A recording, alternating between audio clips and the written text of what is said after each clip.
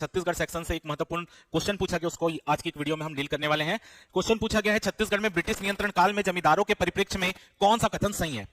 वर्ष 1818 में जमींदारों की कुल संख्या 27 थी। वर्ष 1826 में संबलपुर और सरगुजा की जमींदारों को छत्तीसगढ़ से अलग कर दिया गया। वर्ष 1827 के बाद जमींदारों के फौजदारी अधिकारों में कटौती की गई।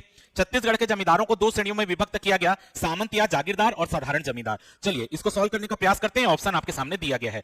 वर्ष 1818 में जमींदारों की कुल संख्या 27 थी, बिल्कुल करेक्ट है। जो जमींदारियां थी छत्तीसगढ़ में वर्ष 1818 में, यानी जब ब्रिटिश अधीक्षक काल या ब्रिटिश नियंत्रण काल चालू हुआ, तो उस समय छत्तीसगढ़ में जो जमींदारों की संख्या या जमींदारियों की संख्या थी वो 27 ही थी। ये वाला कथन बिल्कुल करेक्ट है।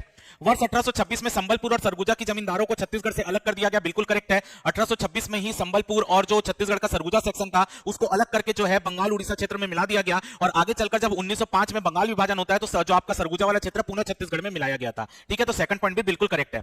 वर्ष 1827 के बाद जमींदारों के फौजदारी अधिकारों में कटौती की गई थी, बिल्कुल करेक्ट है। 1827 के बाद जो जमींदार थे उसके फौजदारी मामलों पर जब वो डिसीजन देता था, न्याय करता था, फौजदारी मामले यानी क्रिमिनल मामले, तो यहां पर जमींदारों के पास क्या होता था, पहले सजा देने की पूरी छूट होती थी, वो कितनी भी सजा दे सकते हैं क्रिमिनल मामले में। लेकिन 1827 के बाद उसमें परिवर्तन किया गया और यह बोला गया कि अगर कोई भी जमींदार फौजदारी मामलों पर निर्णय देगा तो अधिकतम वो 6 महीने तक की ही सजा दे सकता है, यानी उसकी जो सजा देने का उसका पावर था उसको कम किया गया और 6 महीने तक की सजा दे सकता है, यह बोला गया, बिल्कुल करेक्ट है।